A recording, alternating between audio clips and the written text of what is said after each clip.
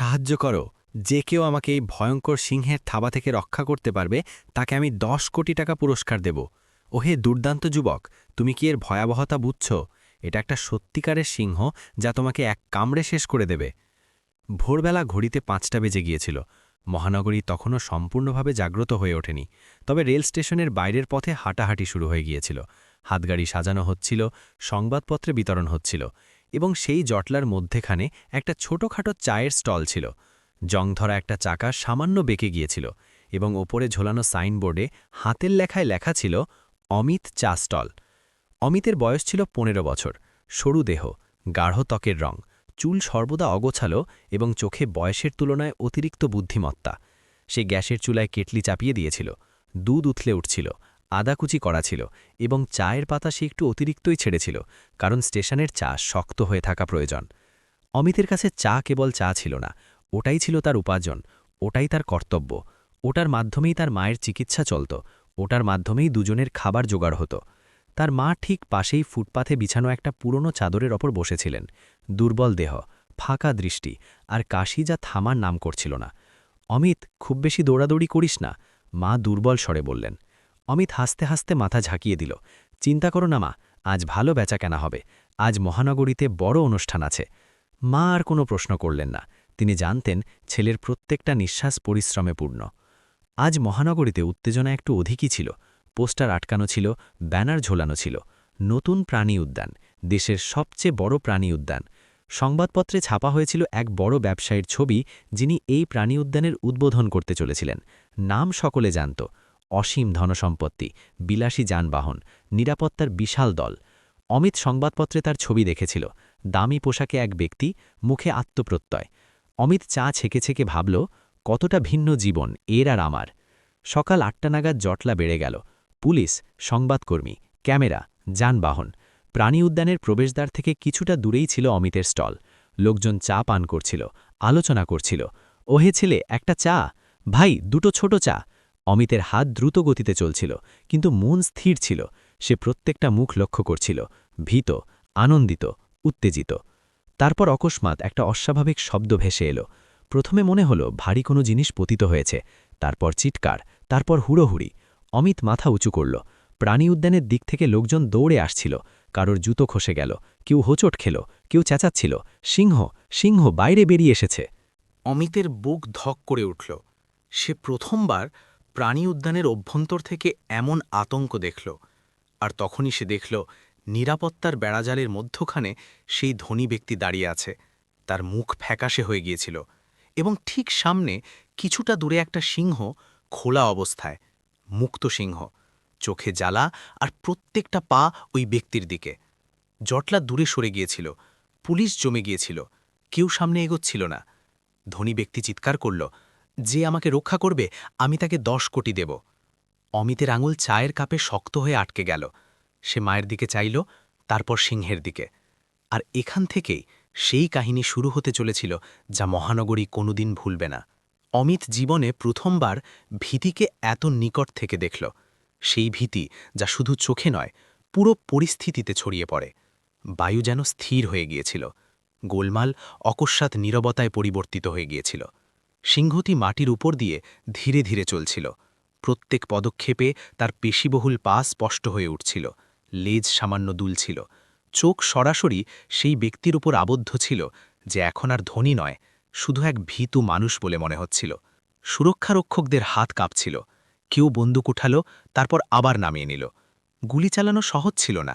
ভুল করে সিংহ উত্তেজিত হলে পরিস্থিতি আরও খারাপ হতো। অমিত চায়ের কেটলি নিচে রাখল। তার বুক দ্রুত কাঁপছিল, কিন্তু মন অদ্ভুতভাবে স্থির ছিল। সে ছোটবেলায় সিংহ দেখেনি, কিন্তু সে জানত পশুর চোখ কেমন হয়, ক্রোধে নয়, বরং আতঙ্কে। জটলার মধ্য থেকে কেউ চিৎকার করল, ছেলে, পিছিয়ে আয়, মারা যাবি। অমিত শুনল, কিন্তু থামল না। তার দৃষ্টি পাশে পড়ে থাকা এক মোটা রশির উপর গেল, যা প্রাণী উদ্যানের এক অসম্পূর্ণ খাঁচার পাশে ছিল, হয়তো উদ্বোধনের প্রস্তুতিতে ব্যবহৃত হয়েছিল। অমিত রশিটা তুলে নিল। হাতে ধরতেই সে অনুভব করল, এই রশি শুধু রশি নয়, এটা তার জীবনের সবচেয়ে বড় সিদ্ধান্ত। সে মায়ের দিকে চাইল। মায়ের চোখে ভয় ছিল, কিন্তু সাথে এক অদ্ভুত আস্থাও ছিল। অমিত ধীরে বলল, মা, ভয় পেও না। আর সে সামনে অগ্রসর হল। মানুষ নিঃশ্বাস আটকে দেখছিল, এক ১৫ বছরের ছেলে আর সামনে জঙ্গলের রাজা। সিংহটি এক মুহূর্তের জন্য তার দিকে চাইল, তারপর গর্জন করল, এমন গর্জন যে অনেকে সেখানেই বসে পড়ল। ধনী ব্যক্তি কাঁদতে শুরু করল, রক্ষা করো আমাকে, রক্ষা করে নাও। অমিত থামল না। সে রশিটিকে মাটির উপর ঘষতে ঘষতে গোল করে ঘোরাল। কোনো দ্রুততা বা তাড়াহুড়ো নেই। সে জানত দৌড়ালে সিংহ তাড়া করবে, ভয় পেলে সিংহ আক্রমণ করবে। সে চোখ নিচু রাখল, সরাসরি সিংহের চোখের দিকে চাইল না, নিচু গলায় বলল, শান্ত, শান্ত। পিছন থেকে কেউ চেঁচালো, পাগল নাকি, সিংহের সাথে কথা বলছে। কিন্তু সিংহটি ১ সেকেন্ডের জন্য থেমে গেল। সেই ১ সেকেন্ডেই অমিত রশিটা মাটিতে বিছিয়ে দিল এবং নিজেকে সিংহ আর ধনী ব্যক্তির মাঝখানে দাঁড় করিয়ে দিল। এখন সিংহের দৃষ্টি শুধু অমিতের উপর ছিল এবং ধনী ব্যক্তি জীবন আর মৃত্যুর মাঝামাঝি কাঁপছিল। পরবর্তী মুহূর্তে কি ঘটবে তা কেউ জানত না। মহানগরীর লোকজনের নিঃশ্বাস আটকে ছিল এবং কাহিনী এখন তার সবচেয়ে ঝুঁকিপূর্ণ বাঁকে পৌঁছে গিয়েছিল। অমিত আর সিংহের মধ্যে এখন আর বেশি দূরত্ব ছিল না, মাত্র কয়েকটা পদক্ষেপ। কিন্তু সেই পদক্ষেপে জীবন আর মৃত্যুর পার্থক্য ছিল। সিংহের নিঃশ্বাস ছিল দ্রুত, তার বুক ওঠানামা করছিল, গোভের কাছে লালা দেখা যাচ্ছিল। এটা ক্ষুধা ছিল না, এটা ছিল আতঙ্ক। অমিত তা বুঝে নিয়েছিল। তার হাতে রশি ছিল, কিন্তু সে ওটা ছুঁড়ে মারল না। সে প্রথমে সিংহকে দেখল, তারপর চারপাশের পরিবেশকে। চারদিকে গোলমাল থাকলেও কাছে আসতেই তার মনে হল সব আওয়াজ যেন দূরে সরে গেছে। এখন শুধু সে আর সামনে দাঁড়িয়ে থাকা পশুটি। অমিতের নিজের গ্রামের কথা মনে পড়ল। একবার খেতে প্রবেশ করে একটা ষাঁড় উন্মত্ত হয়ে গিয়েছিল। লোকজন লাঠি নিয়ে তাড়া করেছিল, কিন্তু ষাঁড়টি আরও উত্তেজিত হয়ে গিয়েছিল। তখন তার বাবা বলেছিল, পশু বল প্রয়োগে থামে না, সে থামে আস্থা আর ধৈর্য দিয়ে। অমিত সেটাই করল। সে কাঁধ ঢিলে করে দিল, গভীর নিঃশ্বাস নিল এবং সামান্য ঝুঁকে পড়ল। এই ঝুঁকে পড়া ভয় ছিল না, চ্যালেঞ্জও ছিল না, এটা ছিল সম্মান। সিংহ আবার গর্জন করল, এবার আগের চেয়েও কাছে। অনেকে চোখ বন্ধ করে ফেলেছিল, কিছু লোক মোবাইলে রেকর্ড করছিল, কিন্তু তাদের হাত কাঁপছিল। ধনী ব্যক্তি হাঁটুর ওপর ভর দিয়ে বসে পড়ল, তার ঠোঁট নড়ছিল, কিন্তু আওয়াজ বেরোচ্ছিল না। অমিত ধীরে রশিটা বাতাসে ঘুরাল। কোনো তাড়াহুড়ো নেই, শুধু একটা গোল বৃত্ত। রশির খসখস শব্দ সিংহের দৃষ্টি আকর্ষণ করল। তার চোখ রশির ওপর গেল। এটাই ছিল সুযোগ। অমিত রশিটা মাটিতে এমনভাবে ফেলল যাতে তা সিংহের সামনে একটি অর্ধবৃত্ত তৈরি করে। তারপর সে নিজে দুপা পিছিয়ে গেল। সিংহ থামল। সে সামনেও যেতে পারত, কিন্তু থামল কারণ সামনে এখন সে আক্রমণ দেখতে পাচ্ছিল না, সে পথ দেখতে পাচ্ছিল। অমিত নিচু গলায় বলল, পিছিয়ে যা, শান্তিতে। কেউ বুঝতে পারল না সে কি করছে, কিন্তু সিংহ ১ পা পিছিয়ে গেল, মাত্র ১ পা। জটলায় গুঞ্জন শুরু হলো, পিছিয়ে গেল। অমিত এবার রশিটা হালকা উপরে তুলল এবং নিজে একপাশে সরে গেল। সে সিংহকে পথ করে দিল, বরাবরের মতো ভয় থেকে নয়, বরং নিয়ন্ত্রণ থেকে। সিংহ ঘাড় ঘুরাল, চারপাশ দেখল, তারপর ধীরে ধীরে সেই দিকেই অগ্রসর হল যেখান থেকে সে এসেছিল। অমিত তার সাথে সাথে চলছিল, দূরত্ব বজায় রেখে রশিটাকে শুধু সংকেত হিসেবে ব্যবহার করছিল। প্রত্যেক পদক্ষেপে লোকজন নিঃশ্বাস ছাড়ছিল, প্রত্যেক পদক্ষেপে ভয় একটু কমছিল। এখন সিংহ ধনী ব্যক্তি থেকে দূরে সরে গিয়েছিল এবং প্রথমবার সবার মনে হলো হয়তো এই ছেলেটি সত্যিই এটা করতে পারবে। সিংহ এখন অমিতের থেকে একটু আগে চলছিল, ধীর পদক্ষেপ, সতর্ক চাল। তার চালে এখন আর আক্রমণ ছিল না, ছিল শুধু পথ খোঁজার ব্যগ্রতা। অমিত জানত এটাই সবচেয়ে ঝুঁকিপূর্ণ মুহূর্ত, যখন পশু পিছিয়ে যায় কিন্তু সম্পূর্ণ শান্ত হয় না। প্রাণী উদ্যানের ভাঙা প্রবেশদ্বার এখন স্পষ্ট দেখা যাচ্ছিল, যেখান থেকে সিংহ বেরিয়েছিল। অভ্যন্তর থেকে কর্মীদের আওয়াজ আসছিল, কিন্তু কেউ কাছে আসার সাহস করছিল না। অমিত পেছনে ফিরে দেখল ধনী ব্যক্তি এখনও মাটিতে বসে আছে। তার মুখে লজ্জা, ভয় আর স্বস্তি তিনটেই একসাথে ছিল। অমিত না থেমে শুধু বলল, নড়বেন না। তার গলায় আদেশ ছিল না, কিন্তু আস্থা ছিল। সিংহ অকস্মাৎ থামল, তার কান পেছনের দিকে হয়ে গেল, লেজ দ্রুত নড়তে লাগল। কিছু একটা সমস্যা ছিল। অমিত দেখল এক পুলিশ অফিসার ভয়ের চোটে বন্দুক তুলছিল। অমিত চিৎকার করল, গুলি চালাবেন না, কিন্তু আওয়াজ জটলায় চাপা পড়ে গেল। সিংহ বন্দুকের ঝলক দেখে নিয়েছিল, তার শরীর শক্ত হয়ে গেল। এখন যদি একটা গুলিও চলত, তবে সিংহ পাল্টে আক্রমণ করত এবং প্রথম শিকার হতো অমিত। অমিত কোনো চিন্তা না করে রশি মাটিতে ফেলে দিল এবং 2 হাত উপরে তুলে দিল। খোলা হাত, খালি হাত। সে সিংহের দিকে সরাসরি চাইল না, শুধু পাশ থেকে নিচু ভাঙা গলায় বলল, কেউ তোকে মারছে না, কেউ তোকে বাঁধছে না। তার গলায় ভয় ছিল, কিন্তু তার চেয়ে বেশি ছিল সত্য। সিংহের চোখ অমিতের হাতের উপর ছিল, খালি হাত, কোনো অস্ত্র নেই। এটাই সেই মুহূর্ত ছিল যেখানে সবকিছু পাল্টে যেতে পারত। অমিত এক পা পিছিয়ে গেল, তারপর দ্বিতীয় পা। সে সিংহকে এগিয়ে যাওয়ার পথ করে দিল এবং নিজেকে বিপদে রাখল। জটলা থেকে কেউ বলল, এই ছেলেটা পাগল, কিন্তু সিংহ বর্জন করল না। সে বায়ুতে ঘ্রাণ নিল এবং তারপর একটা গভীর নিঃশ্বাস নিল। তার ঘাড় কিছুটা নুয়ে গেল। অমিত আবার রশি তুলল, এবার ফাঁস তৈরির জন্য নয়, শুধু একটা বৃত্ত, একটা সীমানা। সে রশিটা মাটিতে এমনভাবে রাখল যাতে সিংহের চারদিকে একটা সীমিত ঘেরা তৈরি হয়। সিংহ ভেতরে দাঁড়িয়েছিল, ঘেরাও হয়ে নয়, বরং স্থির হয়ে। প্রাণী উদ্যানের প্রশিক্ষকরা এবার কাছে আসতে লাগল, জাল, ডাট বন্দুক, বাধা নিয়ে। অমিত পেছনে না চেয়েই বলল, ধীরে, এখন না। সবাই থেমে গেল, কারণ সেই মুহূর্তে প্রাণী উদ্যানের সবচেয়ে বড় পশু এক চা বিক্রেতা ছেলের নিঃশ্বাসের তালে দাঁড়িয়েছিল, আর প্রথমবার ভয়ে পরাজিতা হচ্ছিল। পুরো এলাকা যেন স্থবির হয়ে গিয়েছিল, কেউ নড়ছিল না, কেউ কথা বলছিল না। শুধু সিংহের নিঃশ্বাসের শব্দ ছিল আর অমিতের সেই নিচু ফিসফিসানি। প্রাণী উদ্যানের বয়োজ্যেষ্ঠ প্রশিক্ষক হাতের ইশারায় দলকে থামালেন। ডাট বন্দুক নিচে নামিয়ে নেওয়া হলো। জাল ধরে থাকা লোকগুলো ওখানেই থমকে গেল। সবাই বুঝে গিয়েছিল, এই মুহূর্তে যদি কোনো তাড়াহুড়ো হয় তবে সব শেষ। অমিতের কপাল থেকে ঘাম ঝরছিল, তার জামা পিঠের সাথে আটকে গিয়েছিল, কিন্তু তার পা কাঁপছিল না। সে জানত, এখন আর রশির নয়, তার নিজের বিশ্বাসের পরীক্ষা। সিংহ মাটির ঘ্রাণ নিল যেখানে রশি পড়েছিল। তারপর সে অমিতের দিকে চাইল। এবার তার চোখে ক্রোধ ছিল না, প্রশ্ন ছিল। অমিত খুব নিচু স্বরে বলল, তুই এখানে নিরাপদ নস, ওখানে যা, যেখানে তোর বাসস্থান। কেউ জানত না সিংহ শব্দ বোঝে কিনা, কিন্তু ভাব সে বুঝে নিয়েছিল। সে এক পা আগে বাড়াল, তারপর থামল। অমিত পিছিয়ে গেল। তারপর সিংহ দ্বিতীয় পা নিল। অমিত আবার পিছিয়ে গেল। দুজনের মধ্যে এক না বলা চুক্তি তৈরি হচ্ছিল। ধনী ব্যক্তি এখন উঠে দাঁড়িয়েছিল। তার হাত কাঁপছিল, তার চোখ অমিতের ওপর নিবদ্ধ ছিল। সে প্রথমবার অনুভব করল, আজ তার প্রাণ নিরাপত্তা টাকা বা শক্তি দিয়ে নয়, এক দরিদ্র ছেলের ধৈর্য দিয়ে বেঁচেছে। প্রাণী উদ্যানের খোলা প্রবেশদ্বার এখন সামনে ছিল, অভ্যন্তরে অন্ধকার। সিংহের জায়গায় অমিত থেমে গেল। সে রশিটি সম্পূর্ণভাবে মাটিতে নামিয়ে রাখল। এখন তার হাত খালি ছিল। সে মাথা নিচু করল। একটি সামান্য ঝুঁকে পড়া, আর সিংহটি অভ্যন্তরে চলে গেল। এক পা, তারপর দ্বিতীয় পা, তারপর পুরো দেহ। প্রবেশদ্বার বন্ধ করা যেতে পারত, কিন্তু প্রশিক্ষকরা থমকেছিলেন। সিংহটি অভ্যন্তরে গিয়ে ঘুরে চাইল, শেষবারের মতো। অমিত দাঁড়িয়েছিল, ক্লান্ত কিন্তু সোজা। সিংহটি গর্জন করল না, শুধু একটা গভীর নিঃশ্বাস ছাড়ল। প্রবেশদ্বার ধীরে ধীরে বন্ধ হল, আর সেই মুহূর্তেই মহানগরীর লোকজনের আটকে থাকা নিঃশ্বাস মুক্ত হল। হাততালি বাজল না, প্রথমে না।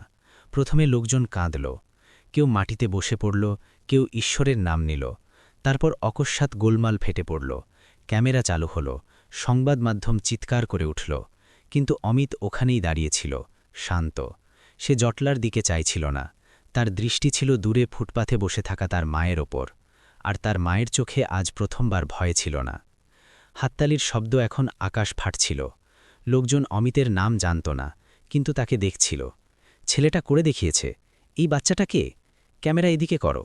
সংবাদ মাধ্যমের জটলা তার দিকে দৌড়ে এলো। মাইক সামনে এগিয়ে এলো। ক্যামেরা জুম করতে লাগল। কিন্তু অমিত এক পা পিছিয়ে গেল। তার কাছে এই সবকিছু অদ্ভুত লাগছিল। তার দুনিয়া এত দ্রুত ছিল না। ধনী ব্যক্তি, যার নাম মহানগরীতে শক্তির মতো নেওয়া হতো, ধীরে ধীরে অমিতের কাছে এলো। এখন তার সাথে কোনো অহংকার ছিল না, কোনো গোলমাল ছিল না। সে কাঁপতে থাকা হাতে অমিতের কাঁধে হাত রাখল। তুমি যদি না আসতে। তার গলা ভেঙে গেল। অমিত কিছু বলল না, সে শুধু তার মাকে দেখছিল। ধনী ব্যক্তি সবার সামনে বলল, আমি বলেছিলাম যে আমার প্রাণ রক্ষা করবে তাকে 10 কোটি দেব। জটলার মধ্যে নীরবতা নেমে এলো। অমিতের মা ঘাবড়ে গেলেন। তিনি উঠে সামনে এলেন। না সাহেব, আমার ছেলে। ধনী ব্যক্তি কথা থামিয়ে দিয়ে বলল, এটা শুধু টাকার ব্যাপার নয়। সে পকেট থেকে ফোন বের করল এবং কাউকে কল করল। এখনই ট্রান্সফার শুরু করো। আর শোনো, এই বাচ্চাটা আর ওর মায়ের চিকিৎসা, বাড়ি, শিক্ষা সব আমার দায়িত্ব। লোকজনের মনে হলো এটা কোনো চলচ্চিত্রের দৃশ্য। অমিত প্রথমবার সরাসরি ওই ব্যক্তির চোখের দিকে চাইল এবং খুব শান্ত গলায় বলল, সাহেব, আমি সিংহটাকে টাকা পাবো বলে আটকাইনি। ধনী ব্যক্তি চুপ হয়ে গেল।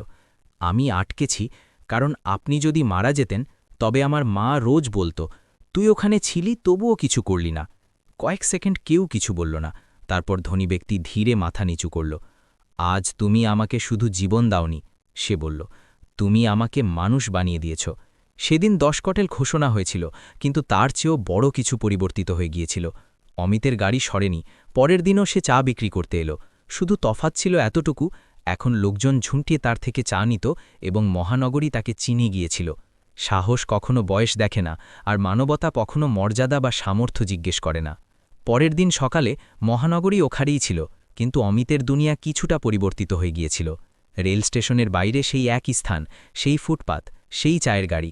শুধু তফাৎ ছিল এটাই যে আজ লোকজন থমকে দাঁড়িয়ে দেখছিল, কেউ চেনার চেষ্টা করছিল, কেউ ফিসফিস করছিল, এটাই সেই ছেলেটা। অমিত কেটলি চাপাল, দুধ উথলে উঠতে লাগল, চা পাতা ছেলে দিল।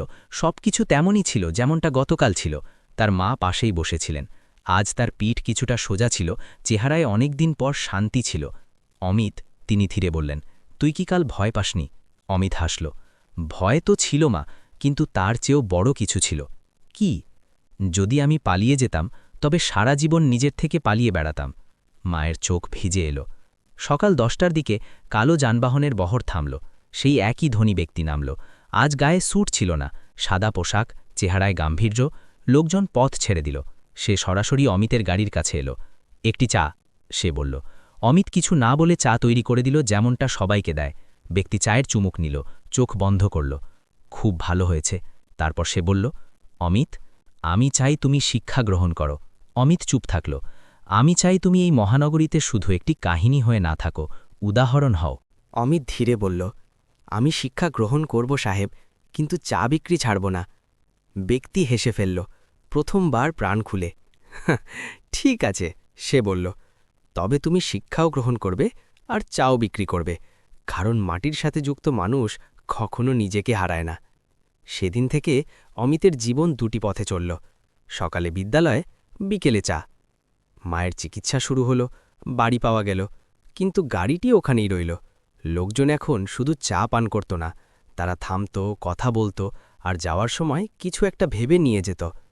অমিত জানত সেদিন সে সিংহকে নয়, নিজের ভয়কে জয় করেছিল, এবং এটাই ছিল সবচেয়ে বড় জয়। সময় অতিক্রম করতে লাগল। খবর পুরনো হয়ে গেল। টেলিভিশন চ্যানেলগুলো নতুন উত্তেজক খবর পেয়ে গেল, কিন্তু মহানগরীর লোকজনের কাছে অমিতের কাহিনী শেষ হল না। বিদ্যালয়ে যখন শিক্ষক জিজ্ঞেস করলেন, বড় হয়ে কি হতে চাও, তখন অমিত বলল, এমন একজন মানুষ যে ভয়ের সময় পালিয়ে যায় না। ক্লাসে নীরবতা নেমে এলো। অমিত পড়তে লাগল, ধীরে ধীরে সংগ্রামের সাথে। কখনো কখনো ক্লান্ত হয়ে পড়লে বিকেলে গাড়ির উপর চা তৈরি করত। কেটলির বাষ্পে তার মায়ের নিঃশ্বাস এখন স্বাভাবিক লাগত। প্রাণী উদ্যান আবার খুলল। এখন খাঁচাগুলো আরও নিরাপদ ছিল। প্রশিক্ষণ পরিবর্তিত হয়ে গিয়েছিল। পশুর প্রতি কঠোরতা কম আর সহানুভূতি বেশি ছিল। লোকজন বলতো সেই একটা দিন সবকিছু পরিবর্তন করে দিয়েছিল। অমিত কখনো সেই সিংহের কাছে যায়নি, কোনো ছবি বা সাক্ষাৎকার দেয়নি। কেউ জিজ্ঞেস করত, মনে পড়লে ভয় লাগে না? অমিত বলতো, ভয় লাগে, কিন্তু গর্বও হয়। কয়েক বছর পর যখন সেই ধনী ব্যক্তি একটি বিদ্যালয় উদ্বোধন করতে এলো, তখন মঞ্চ থেকে সে শুধু একটি নাম নিল, অমিত। জটলার মধ্যে দাঁড়িয়ে থাকা এক সাধারণ ছেলে হাততালির মাঝখানে উঠে দাঁড়াল। ব্যক্তি বলল, এই কাহিনী সিংহের নয়, এই কাহিনী সেই ছেলেটির যে দেখিয়ে দিয়েছে সাহস বয়স দেখে না, আর মানবতা কখনো পরিস্থিতির মুখাপেক্ষী হয় না। অমিত মঞ্চ থেকে বড় কিছু বলেনি, শুধু এতটুকু বলল, যদি সেদিন আমি শুধু চায়ের স্টলের মালিক থাকতাম তবে হয়তো সব ঠিক থাকত, কিন্তু কিছু সুযোগ আপনাকে ডাকে, আর যদি আপনি না যান তবে জীবন আপনাকে ক্ষমা করে না। সেদিনের পর অমিত শুধু চায়ের স্টলের মালিক থাকল না, সে এক স্মৃতি হয়ে গেল, একটি শিক্ষা যে কখনো কখনো সবচেয়ে বড় নায়ক জটলার মাঝখানে থাকা সবচেয়ে ছোট মানুষটি হয়। যদি আপনাদের এই কাহিনীটি পছন্দ হয়ে থাকে তবে লাইক করবেন, সাবস্ক্রাইব করতে ভুলবেন না, আপনার বন্ধুদের সাথে শেয়ার করুন এবং কমেন্টে জানান আপনার মহানগরী কোনটি।